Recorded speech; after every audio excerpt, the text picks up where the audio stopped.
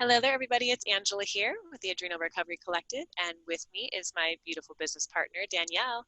Hi. Welcome, Danielle. Hey. Hey, guys. Okay, today we're talking about hair loss. This is very common with adrenal fatigue, and of course, it can be scary. It brings up so many feelings of insecurity and embarrassment. So it's something we really want to talk about and dive deep into, get some answers on why this happens, and more importantly, what to do about it. Okay, I was doing a little research before we jumped on, and $3.5 billion are spent on hair loss products. And it's estimated that 99% of these products don't work. Right, right. Not surprising, really, because, right, you're not really getting at the root of the issue, right? Okay, Danielle. I So like what you did let's. there. Root of the issue. Oh, bad jokes. Yeah, that Love brand. it. Okay, so where I want to start, um, I think the most important one we want to know is like what causes people with adrenal fatigue to lose their hair. So there are a bunch of different reasons why this can happen. I want to give you guys a little bit of a backstory before I jump into the causes. But a couple years ago, so I moved to Korea about 2 years ago, and you don't really think of it, but you move to a new place. There's a lot of different stresses that your body experiences and something like that, even though you might physically not feel it the way that we commonly would think when we feel stressed. But it's a new environment, like new time zone, new microflora, right? So many things you have to get used to.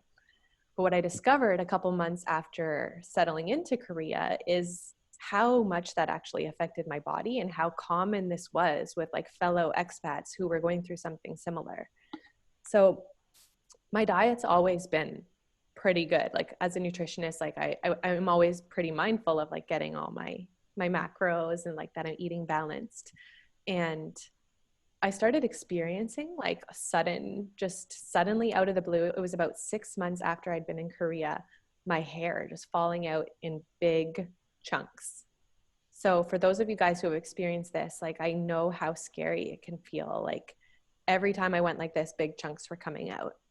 And It's you like kind of, scary, right? Like yeah, to take a shower, you like don't want to take a shower, you don't want to brush your hair. that was the thing. So I went through a couple different a couple different like phases with this, because when I would have a shower, so much hair would come out when I was washing my hair that I just was like traumatized and didn't want to wash my hair anymore. But then what I learned, especially in Korea, because you have so much air pollution, is like when I'm not washing my hair for 6 days, the health of your scalp is so important too. So I do think there's value for sure in going out and buying quality, clean products and keeping your hair and your scalp clean. But there's a balance there too. Like when you don't wash your hair for 6 days and then you finally like take it out of a bun and brush it out, like a lot of hair is going to come out, and that can entice like elicit that fear and anxiety as well. So there's a lot of reasons why this happens, but one thing that's interesting when it comes to stress related hair loss, so directly tying into adrenal fatigue, when there's like a stressful event in your life, the stress actually might catch up to your hormones and your hair 3 months later. So you might go through something really traumatic, or a big move countries as example, and you're fine for those first couple months, but like your body's enduring the stress, but then it catches up with you, right? So like there's a price to pay, and you might have like forgotten about the stress of that initial situation when the hair loss actually starts. So you're like, what is going on, right? It makes it all the more confusing and frustrating. And a lot Yes. of the reasons why these products aren't working, that so many people are out there spending like good money on $3.5 billion a year, like It's a lot.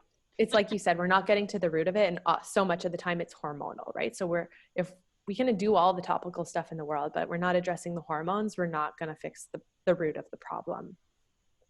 And if you think about this as a mother, you also notice this in pregnancy too. So it's just another reminder, like the hair loss has a lot to do with hormones. Yes. And like, there's a stress there too. Like with pregnancy, Angela, can you remind me, like, when does the hair loss tend to occur? Is it like after giving birth? It's interesting. Typically, yes. So like I'm losing quite a bit of hair right now because I I have a 3-month-old baby boy. And so it's definitely starting to come out. Plus he's pulling on it. So it comes out in his hands and when he's pulling it. But yes, typically, but I've even had people have the opposite happen. Or talk about having more hair loss during. So sometimes it's just the body is so unique and everybody's hormones are just so different. But typically, yes, you get a ton of hair during pregnancy and then afterwards you lose it. When you have all that luxurious progesterone and yes, it starts to drop. And this is, again, tying in adrenal issues when a lot of people are experiencing low progesterone levels or low hormones. Yeah. Okay, so what can cause us to lose our hair? We know stress is part of this. We know there's a hormonal thing going on, but even just nutrient deficiencies, right? So zinc, Huge. low B vitamins, low iron.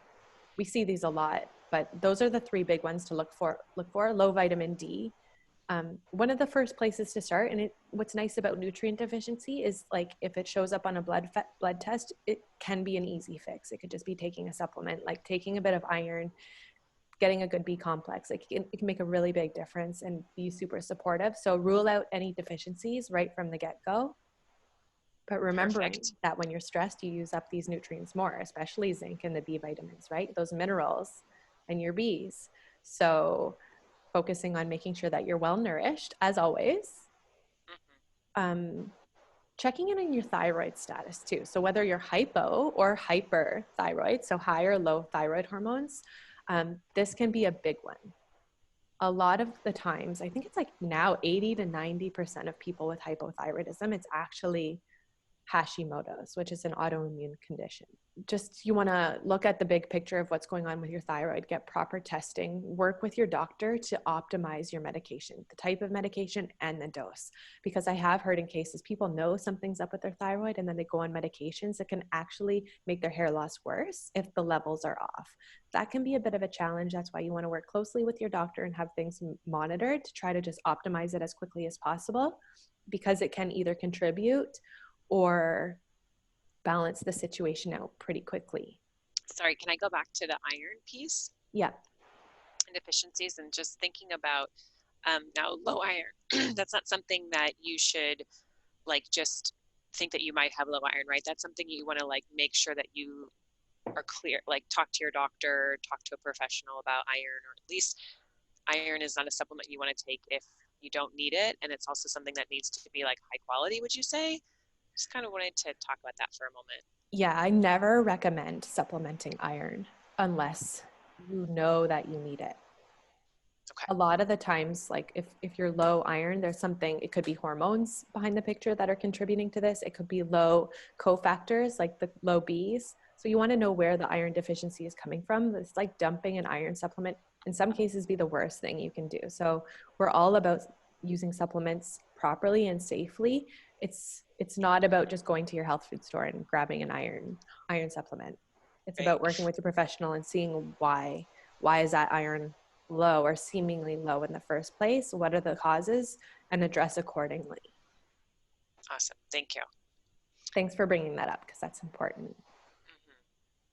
Another one is, so this is back to the hormonal stuff, is androgens. This can influence like the male pattern baldness that we see with men. It can be, we have genetic tendencies around this. It's the way that our hair follicles are reacting to these like high male sex hormones. It can affect women too, especially when women have higher androgens, like in the case of PCOS, they'll experience like female patterned hair loss where women tend to start losing like in their crown and in their roots.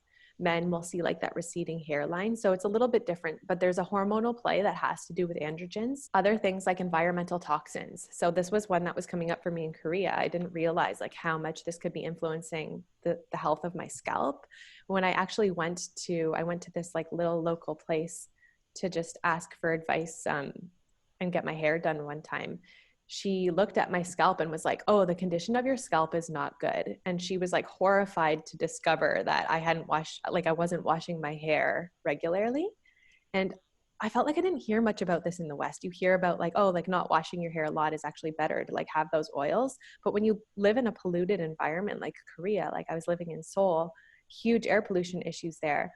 you don't think about like heavy metals and like all this stuff that's floating around in the environment, like getting stuck in your hair, and you're just leaving it there for days at a time and letting it build up over days, like in the oils of your hair. It affects the condition of your scalp, but like also like having those things, those like toxic things on your head is not healthy in any sense either. So I thought that was really interesting. It is really interesting. Yeah, So and you even just wash going more often? back, I bought like a really gentle shampoo and I did wash more often. I would comb my hair out before the shower. So like I would see the shed beforehand and I could kind of monitor it that way. But I also felt better having cleaner hair. And then while I was washing my hair, since I combed it out before, I wasn't like experiencing so much shed in the shower. But it was interesting That's because I did go back a helpful. couple months later and she's like, oh, your scalp is so much better now. And my hair loss had stopped. So there's a lot of things to consider, right? Like we don't always think about that. Definitely not. Yeah, I thought that was so cool. Insulin resistance is a big one too. So this can influence those androgen hormones that can affect hair loss. That hormone DHT, which is a really potent form of testosterone that can like cause hair loss, is like pretty related to insulin. So managing your blood sugar, super good for your adrenals, but also important for having healthy hair. Awesome. And if you want to know more about insulin resistance, I think we're going to do an episode on that really soon, right? Yeah, we have one coming up very soon. So Okay, keep your ears and eyes peeled. cool. Hormonal birth control. So the progestins in the pill have been shown to be androgenic and can cause hair loss again. So what happens is it shrinks the hair follicle. So those androgens can shrink the hair follicle. So that's what's happening in the cases of like PCOS and like the blood sugar imbalance when you have like the excess DHT. So hormonal birth control can influence that as well. And this one is a kicker. So excessive use of supplements that when you start to lose your hair, you might go out and grab something like a biotin or a selenium, like going out and grabbing these supplements. But in some cases, they can be counterproductive if you take them in the wrong doses. Or if you're not targeting the right things, like maybe you didn't need that in the first place. Like maybe there's something bigger going on behind the scene and you don't need the supplement. So supplementing moderately and just being careful of what you're choosing is important. Well, so would you say that like there's a lot of these are a lot of different culprits, right? So if you didn't want to like figure this out for yourself, I mean, getting hormone testing would be one thing, right? Yeah. Getting testing for toxins if you feel like that might be an issue for you if you've been in a high polluted area or you travel a lot. Anything else that you would like kind of help people move towards like how to best help them figure out what's at the root? Yeah. So I think I would start if you haven't, like, go get a basic thyroid test from your doctor. Like a lot of the time that's covered. Like go to your doctor, get your basic blood work done, see if there's any red flags. Like get a copy of your blood work and you can actually go over it with an integrative doctor who can kind of like dig deeper and see if more testing would be required. But that's going to tell you if there's any like off the bat major red flags with nutrient deficiencies, any red flags coming up hormonally or with your thyroid. And then you can dig a little bit deeper from there. So once you've ruled that kind of stuff out, you take it to the next level. I always recommend more advanced thyroid testing for sure, because we saw how much the thyroid can be influencing your hair health and like in that sense. But Sure. another good one is the Dutch test. So we offer the Dutch test. We ship it all over the world.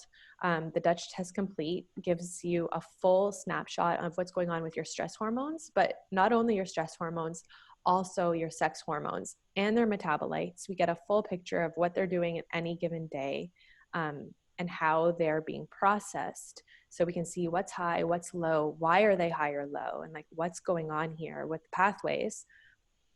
That gives you a lot of clarity and will allow you to know where to focus your attention. Because I can tell you from experience, and this is my case, high androgens doesn't always necessarily mean high androgens. It might mean that in my case, my androgens were actually low, but it was the way that they were being metabolized in relation to the other hormones that was like giving me symptoms of high androgens, all of these symptoms that go along with that. And it would be easy for me to like look at those symptoms on paper, you know, like doing my Google searches to be like, oh, like I have high androgens. but like it's low.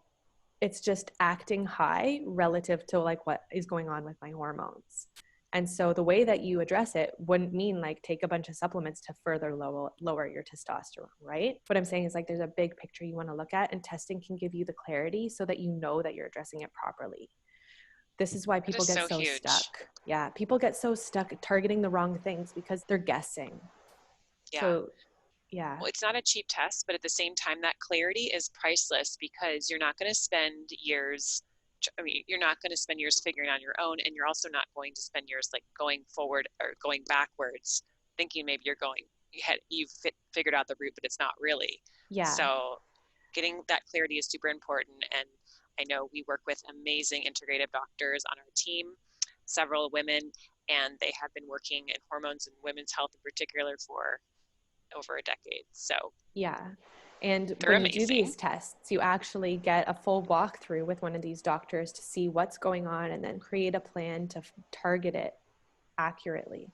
Like that's the best confidence I think you can get, is like knowing that you're on the right path, because hormones, like I said, 3 months after the stress, your hair is falling out. You don't want to wait 3 months of trying one thing to realize it was the wrong thing and then start again and guess again. Like, yes, the test is expensive, but it's an investment that's so worth it because you can't afford to sit on this longer. Like your health is at risk. Like these hormonal imbalances have implications if we let them run rampant long term.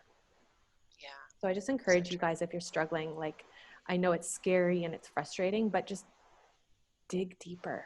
You can find the answers. And now more than ever, we have more resources and more support available than ever before to help make this just an easier process for you.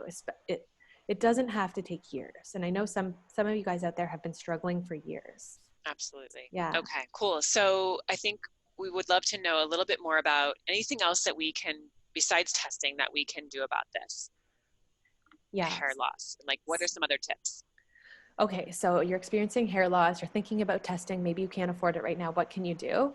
Okay, manage your stress the best you can. We know that this is going to have residual effects months down the road. So, meditating today and meditating every day doesn't have to be for an hour, doesn't have to be for 30 minutes. I want you to just take a little bit of time to yourself every day to just be calming down. On one of our last podcasts we talked about anxiety, about our symptoms. That would be a great podcast to listen to. Angela, you gave us some great tips for like calming yourself down in the moment. Hair loss is one of those things it's easy to feel really anxious about. So go back, listen to that podcast, integrate those tips from Angela to help you manage your stress better in the moment and long term. But also like just nourishing your body with good foods and making sure that your immune system is strong, that you're well nourished, that you're getting those healthy fats in, that you're getting those quality omega-3s, good quality protein. Feel free to like add a nice collagen protein. It's really nice for your hair, adding collagen protein to your smoothies or your chia puddings. And just eating a balanced diet with lots of colors, like vitamins and nutrients galore right now. Like just think abundant nutrition with your food. Awesome. I'd love to give one tip right now for stress reduction, Yeah. if I can. So at the end of the day, that's when we tend to process today's events. Sometimes it can be hard to settle down and relax for the night. So that one of the simplest things you can do, and it doesn't involve meditating, but you can definitely do some simple breathing, is put your legs up the wall. That's going to stimulate your parasympathetic nervous system. It's going to relax you. It's going to prepare you for sleep. And then you do some deep breathing while you're there. And that's a great way to end your day and to help yourself like just center. And that's a gift to your body. So I love that one. Such a good tip. Okay, so that's your homework, guys. Go out, put those legs up the wall. And then just, I think, investigating, like we said, what is driving your hair loss. Don't keep continuing down the cycle that you're on. Take a pause and look back and reflect. Like, where can you make changes? What do you need to get to the root of? yeah, don't wait till it's so bad that are embarrassed to go out, or that you're just, let's not get to that point. Yeah. And if you're there now, like You're already there. Yeah. you can fix it. Like hormones can be corrected. That's the beautiful thing. Like balance, your body's always trying to rebalance and it can be restored. You just have to, oftentimes we've been stuck in a cycle that's not really supportive of our hormones. So it's about, like I said, pausing, stepping back. acknowledging that something needs to change and commit to making that change. This is what we help people with in our recovery programs. The links in profile if you want to learn more about them, or to book a call and chat with us one-on-one about your case, what you're going through, and we can help guide you in the right direction to figuring out what the next best move is for you. If you've been stuck for a while, don't feel like you're alone in this anymore. Yeah, and I just wanted to add just to like kind of think about hair loss differently for a moment. Hair loss is a symptom. This symptom is your body, even though it can be embarrassing and scary, it's your body telling you something. And it's a sign. And so if we look at it that way, like, okay, body, like the body is really trying to tell you, screaming at you, like, you need to help me. My, most likely hormones are out of balance, like, and that can lead to other issues, not just hair loss, but even more severe issues. So it's like a beautiful way of your body, like, communicating with you very clearly, help me out here. So yeah, actually, I remember when I was going through that, Angela, I was like venting about it to you and like freaking out about it. And you really helped calm me down in the moment. And you gave me those questions to ask my body. I was caught up in like the hysterics of my situation a little bit. And you showed me those questions to just ask myself. And they kind of became like my new mantra when I started to, and this is why listening to that anxiety podcast is going to serve you guys too. But anxiety about your symptoms, but it kind of became like my mantra when I started to feel like panicky about it. I'd be like, okay, like, what are you telling me? Like, how does this get easier? The questions yeah, that you teach. And it really helped. And it helps when you're going down that path that would actually exacerbate your symptoms, because stressing about your symptoms just makes everything worse. So everything worse. yeah, Absolutely. A really good question. One of those really great questions is, what's right about this that I'm not getting? So it's a really cool question to ask yourself when you're like, your symptoms are driving you crazy and you're like, why me? Why is this happening to me? It's like, all right, what's right about this? I So love it. cool. All right, that was really, really fun, Danielle. Thank you so much for sharing all of that wisdom. And I feel like our listeners are going to be stoked to have some things that they can focus on and get some clarity here. And I can't wait for the next one. I think we can all benefit from this information. So thank you guys for having me on, and thanks for listening. Thanks, Angela, for the good questions. Yeah, thank you so much. Bye. Bye for now.